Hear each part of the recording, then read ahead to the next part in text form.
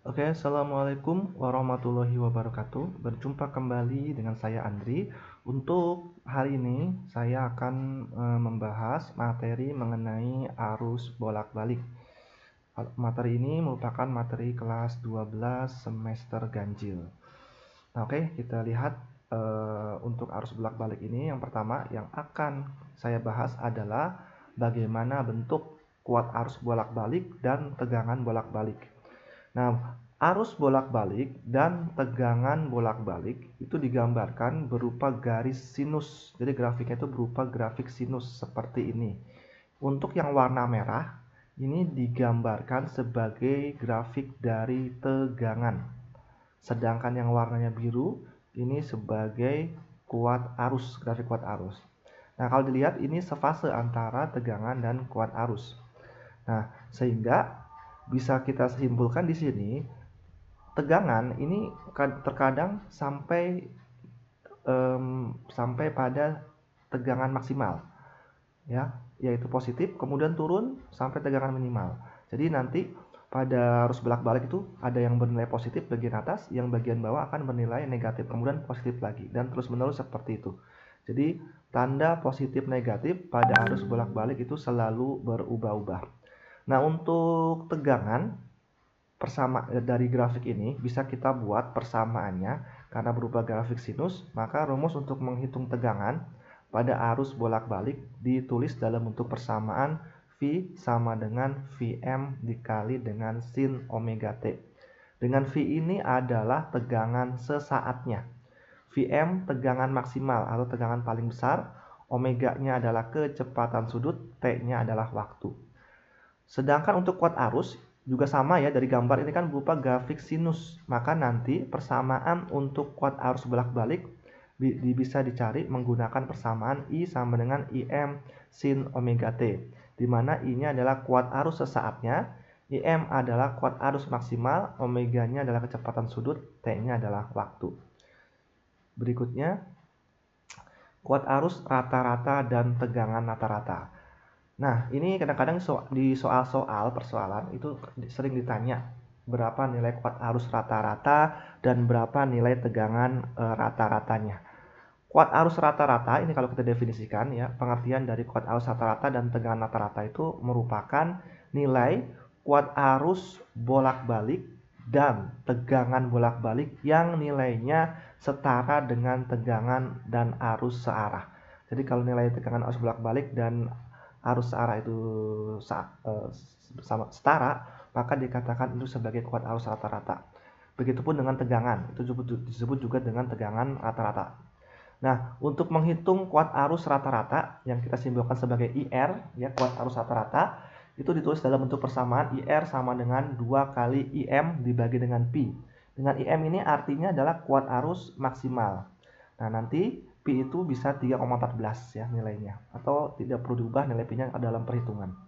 Untuk menghitung tegangan rata-rata atau VR, kita menggunakan persamaan 2 kali Vm dibagi dengan Pi. Dengan Vm adalah tegangan maksimalnya. Berikutnya, kuat arus efektif dan tegangan efektif. Apa itu kuat arus efektif dan apa itu tegangan efektif? Kuat arus efektif dan tegangan efektif merupakan nilai kuat arus dan tegangan yang ditunjukkan oleh alat ukur. Maksudnya begini, kalau kamu mengukur sebuah tegangan lampu dengan alat, misalkan untuk mengukur tegangannya menggunakan alat voltmeter. Nah, voltmeter itu menunjukkan angka 2 volt. Artinya apa? Nilai 2 volt itu adalah nilai efektif karena hasil pengukuran dengan alat. Jadi, nilai efektif ini selalu dikaitkan dengan alat ukur nilainya. Contoh lagi, misalkan kamu mengukur kuat arus yang mengalir pada sebuah lampu menggunakan ampermeter. Ternyata jarum ampermeter menunjukkan angka 5 ampere.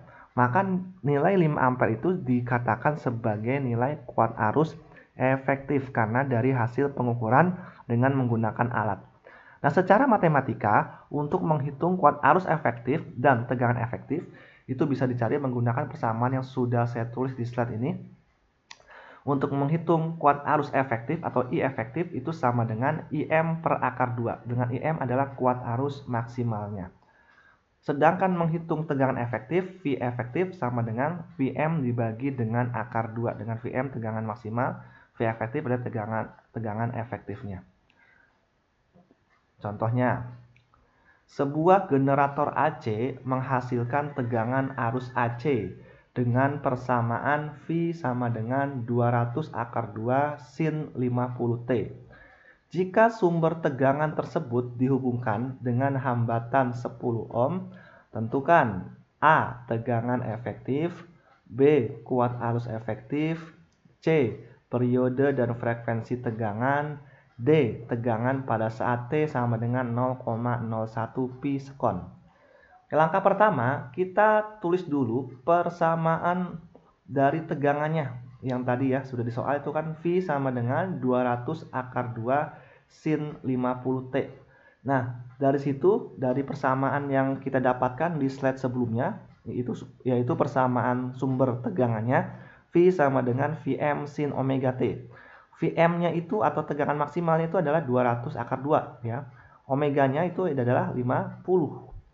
Dan diketahui lagi dia dihubungkan dengan hambatan 10 ohm. R besarnya hambatan resistornya 10 ohm. Pertanyaan pertama, kita mau menghitung tegangan efektif. Tadi rumus V efektif adalah Vm per akar 2. Dengan Vm-nya ini, yang ini ya, nilainya adalah Vm sama dengan 200 akar 2. Berarti nanti 200 akar 2 dibagi akar 2. Akar 2 dicoret sehingga didapatkan 200 volt. Itu yang A. Yang B, kuat arus efektif. I efektif kan tadi rumusnya harusnya Im dibagi akar 2. Cuman permasalahannya di soal ini tidak ada IM-nya atau kuat arus maksimalnya. Maka untuk menghitung kuat arus efektifnya, kita bisa menggunakan persamaan hukum Ohm, yaitu I sama dengan V dibagi R. Dengan mengubah I-nya adalah I efektif, V-nya adalah V efektif dibagi dengan R-nya atau hambatannya. Sehingga kita dapatkan tadi V efektifnya adalah 200. Ini jadinya 200 dibagi dengan 10 sama dengan 20 ampere. Nah, ini besar kuat arus efektifnya. Yang C, periode dan frekuensi tegangan.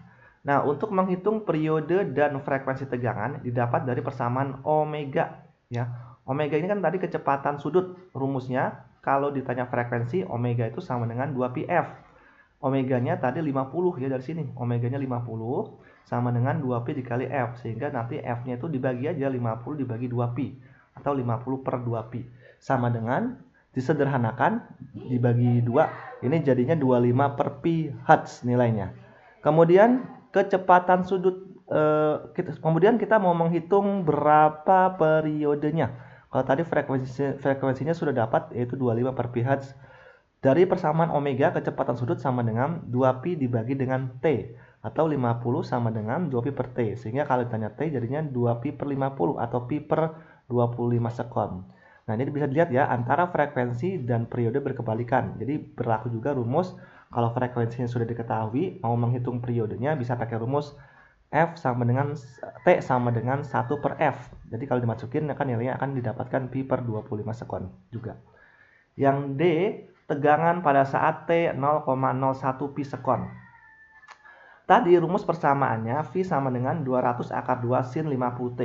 Dengan mensubstitusi T-nya adalah 0,01 pi, maka akan didapatkan nilainya 200 akar 2 dikali sin 50 dikali T-nya 0,01 pi.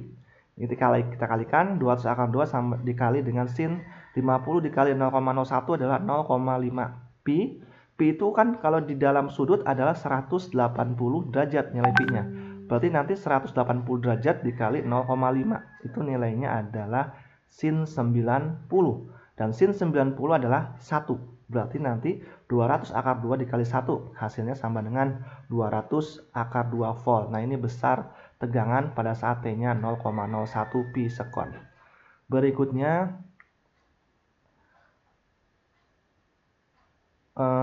rangkaian resistor ya.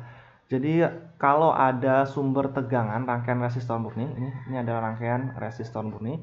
Kalau ada sebuah resistor R kemudian dihubungkan dengan arus bolak-balik yang persamaan sumber tegangannya adalah V sama dengan V maksimal sin omega T. Maka nanti kuat arus yang ada di sini yang biasanya kita cari adalah kuat arus efektifnya, dihitung menggunakan rumus I efektif sama dengan V efektif dibagi dengan R. Nah, ini bersamaan menghitung kuat arus efektif dari rangkaian resistor murni. Berikutnya, induktor ya, rangkaian induktor murni. Jadi dalam rangkaian itu hanya ada induktor aja, makanya disebut dengan induktor murni. Ketika sebuah induktor atau kumparan dihubungkan dengan sumber tegangan arus bolak-balik dengan persamaan V sama dengan Vm, V maksimal dikali dengan sin omega T, maka kalau kita ingin menghitung berapa reaktansi induktif atau disingkat dengan XL. Apa itu reaktansi induktif? Reaktansi induktif adalah hambatan pada induktor ketika dilalui arus bolak-balik. Jadi, kalau ada arus bolak-balik, induktor tuh punya hambatan dan hambatannya ini dinamakan dengan reaktansi induktif. Nilai reaktansi induktif akan bernilai 0 kalau dilalui oleh arus searah ya. Jadi nilai dari XL atau reaktansi induktif akan bernilai 0 kalau dilalui oleh arus yang searah. Nah, untuk menghitung XL atau reaktansi induktif, kita bisa pakai rumus XL sama dengan omega dikali L. Dengan omega ini adalah kecepatan sudut, L-nya induktansi diri kumparan, satuannya H, dibacanya Henry. Nah, sedangkan kalau kita ingin mengukur berapa kuat arus yang mengalir pada rangkaian induktor murni ini, kita bisa menggunakan rumus I efektif, kuat arus efektif yang mengalir sama dengan V efektifnya dibagi dengan XL. Jadi dengan kata lain, kalau kita mau menghitung kuat arus efektif, cari dulu reaktansi induktifnya. Karena reaktansi induktif ini sama aja dengan hambatan yang timbul pada induktor ketika dilalui oleh arus bolak-balik. Berikutnya, contohnya, sebuah rangkaian arus bolak-balik yang bersifat induktif murni terdiri dari induktor dengan induktansi dirinya L sama dengan 25 mili Henry. Ini dibacanya mili. Kalau mili itu artinya 10 pangkat min 3. Ya, jadi nanti L itu adalah 25 kali 10 pangkat min 3 Henry. Dan sumber tegangan AC dengan tegangan efektif, nah ini diketahui V efektifnya 150 volt. Berapakah A reaktansi induktif XL dan B kuat arus efektif rangkaian jika frekuensi sumbernya F-nya 50 Hz? Oke, pertama yang ditanya adalah reaktansi induktif atau XL. Tadi sudah dijelaskan rumus XL adalah XL sama dengan omega kali L. Nah, omega ini adalah kecepatan sudut. Kalau belum diketahui, dihitungnya menggunakan rumus ini. Jadi omega itu dijabarkan jadi 2 kali pi kali F, dengan F-nya adalah frekuensi seperti rumus yang sudah dijelaskan sebelumnya. L-nya adalah induktansi diri. Dengan mensubstitusi nilai-nilainya, yaitu 2pi dikali frekuensinya tadi adalah 50 Hz. Dikali L-nya adalah 25 kali 10 pangkat min 3. Kenapa muncul min 3? Karena ada kata mili di sini. Makanya jadi 10 pangkat min 3. Kalau kita kalikan, 2pi kali 50 kali 25 kali 10 pangkat min 3 akan didapatkan nilainya adalah 7,85 ohm. Nah, itu adalah besar reaktansi induktifnya. Berikutnya, kuat arus efektif ya. Untuk menghitung kuat arus efektif atau I efektif, kita menggunakan persamaan I efektif sama dengan V efektif dibagi dengan XL. V efektifnya tadi sudah diketahui di soal. Itu dengan efektifnya adalah 150 volt. XL-nya adalah 7,85. Kalau kita bagi V efektif dibagi dengan reaktansi induktif, ini jadinya 150 dibagi 7,85 akan didapatkan kuat arus efektifnya adalah 19,1 ampere. Nah, ini besar kuat arus efektifnya. Nextnya kita lanjut. Rangkaian kapasitor murni. Artinya pada rangkaian ini hanya ada kapasitor saja atau C. Nah, kalau ada sumber tegangan arus bolak-balik dihubungkan dengan kapasitor, maka ini disebut dengan rangkaian kapasitor murni karena hanya ada kapasitor di situ. Maka nanti pada kapasitor ini ketika dihubungkan dengan arus bolak-balik akan timbul hambatan. Hambatannya ini pada kapasitor dinamakan dengan XC atau reaktansi kapasitif. Ingat ya, reaktansi kapasitif ini akan bernilai 0 kalau dilalui oleh arus searah. Jadi reaktansi kapasitif akan timbul hanya ada jika ada arus bolak-balik. Kalau dilalui arus searah dia nilainya 0 untuk reaktansi kapasitif. Reaktansi kapasitif ini merupakan hambatan pada kapasitor ketika dilalui oleh arus bolak-balik. Nah, untuk menghitungnya, kita gunakan persamaan XC sama dengan 1 per omega dikali C. Dengan omeganya adalah kecepatan sudut, C besar ini adalah kapasitas kapasitornya. Satuannya nanti dalam farad. Sedangkan kuat arus yang mengalir pada rangkaian pada rangkaian kapasitor murni bisa dihitung menggunakan rumus I efektif sama dengan V efektif dibagi dengan XC. I efektif itu kuat arus efektifnya, V efektif tegangan efektifnya, XC adalah reaktansi kapasitif.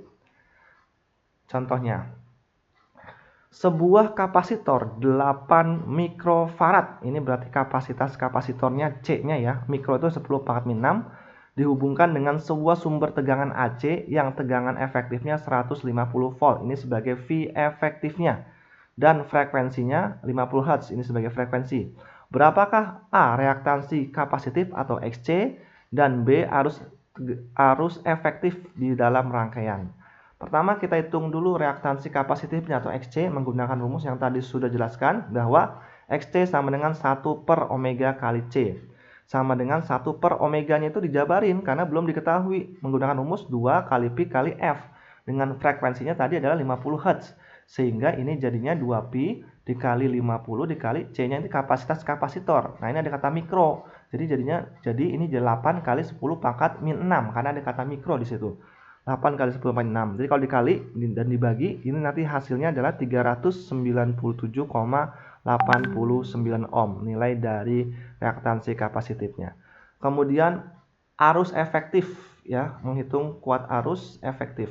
Untuk menghitung kuat arus efektif, kita pakai rumus I efektif sama dengan V efektif dibagi XC untuk rangkaian induktor murni. Ya, hanya untuk rangkaian induktor murni kita pakai rumus I efektif dibagi dengan XC.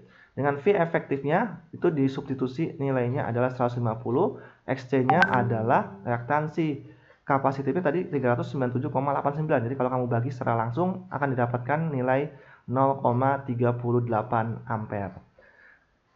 Nah, oke, untuk materi mengenai arus bolak-balik sampai sini dulu. Dilanjutkan minggu depan masih mengenai arus bolak-balik pada rangkaian RLC ya. Jadi untuk minggu depan kita akan bahas mengenai rangkaian RLC dan juga daya pada rangkaian RLC yang merupakan gabungan dari resistor, induktor, dan kapasitor yang disusun secara seri. Cukup sekian dari saya. Wassalamualaikum warahmatullahi wabarakatuh.